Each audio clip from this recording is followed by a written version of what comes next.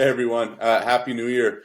We're a couple days out from Wodapalooza, so just been digging into a bunch of stats and history on the athletes as we get ready for the competition.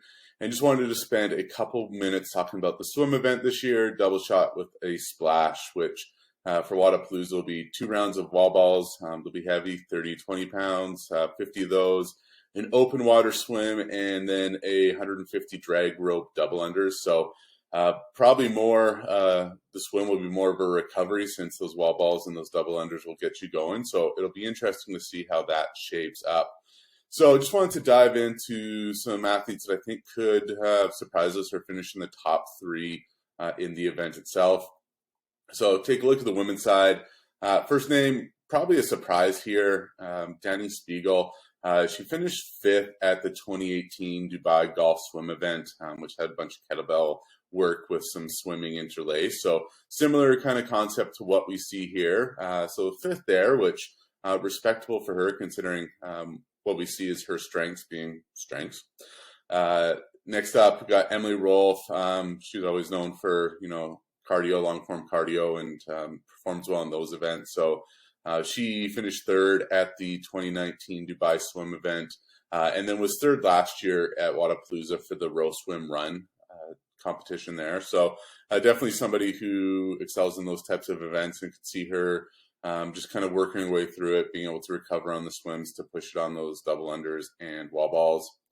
Then you got Emma Tall. So she was first in the 2019 Dubai Swim event, was second last year at Wodapalooza for the row swim run event, and then was third in the 2021 games or CrossFit games. So that was the long swim and kayak. So she definitely shows some pedigree in the pool.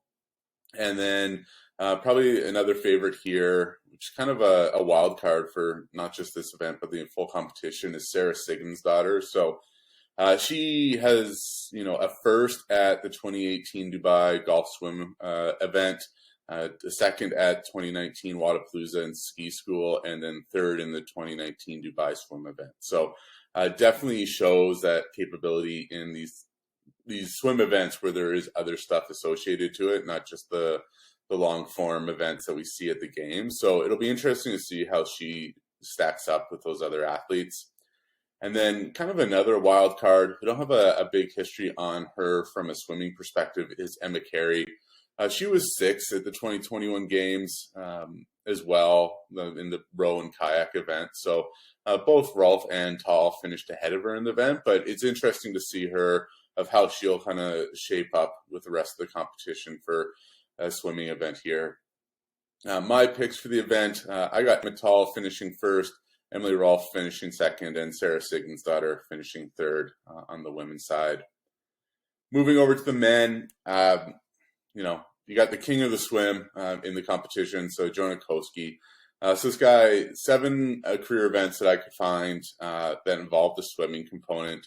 He has 4 event wins, 2 seconds, and a third. So, from a career perspective, never finished outside the top 3 in an event that involves swimming. So kind of expecting him to be a lock at the top of the podium. You also got, on the men's side, Brent Fikowski. So he did beat out Koski at the 27 games in the run swim 1 event. And then he also has a second at 2019 Dubai from a swimming perspective. I think behind Koski on that one. So is able to kind of mix it up from, having the swim component is in kind of alongside some pure CrossFit. And then, looking at the rest of the men's field, Dallin Pepper, kind of a bit of surprise here. He was second at rinse repeat this summer at the CrossFit Games. So that was kind of the swim buy-in, then the ski erg. So kind of similar concept where you needed to recover on the ski. So interested to see how he does. Kind of a mixed bag in terms of swim results for him since he was 14th last year at Wodapalooza. So it'll be kind of see which type of style event works best for him, although last year it was just full monostructural. Matt Poulin just missed out on the semi-4 crit games last year, or last chance last year. So he was third at Wodapalooza last year in the run swim or row swim run. So it'll be interesting to see how he stacks up. Definitely kind of one of those cardio engine guys. And then Roman Krenikov, probably also going to be a favorite for this event. So he won rinse repeat at Madison this summer, and then was third in a swim event at the 2019 Dubai CrossFit Challenger Championship there. So he's also someone, he was able to pull massive amounts on the ski erg. So it'll be interesting to see how much he is able to translate that to a swim event with the double unders and wall balls here. And then another name, it's really just curious, don't think he's going to be in contention for winning this event, but it's worth noting here, is Patrick Vellner. He always gets a ton of flack because of how he performs at the games in terms of swimming events. And so it's interesting to see at the games, he averages a 31st place finish in events that involve a swim, which is pretty dreadful in the grand scheme of things. But when you take him out of Madison, he's averaging an 8th place finish in Wodapalooza and Dubai over his performances there. So what we'll need to see from Vellner if he does hope to, have his 4th championship here at Miami is, having a finish in the top 10 there. So he won't win the competition in the swim event, but he can definitely lose it. So if he is able to finish in that 8th or 9th type of position here, I think he does have a good shot at regaining his championship in Miami. In terms of this event, I got Koski winning it, the king of the swim, followed by Krenikov, and in 3rd place, Matt Poulin. So it'll be fun to watch. Different type of swim events, always interesting to see. And with that, you can always follow us on Instagram at Fantasy Fitnessing. Posting a bunch of stuff there. Instagram's being lovely again, so even if you do follow us, you might not see it. If you do like these stats and want more in-depth stats, we are posting a bunch of stuff on Patreon.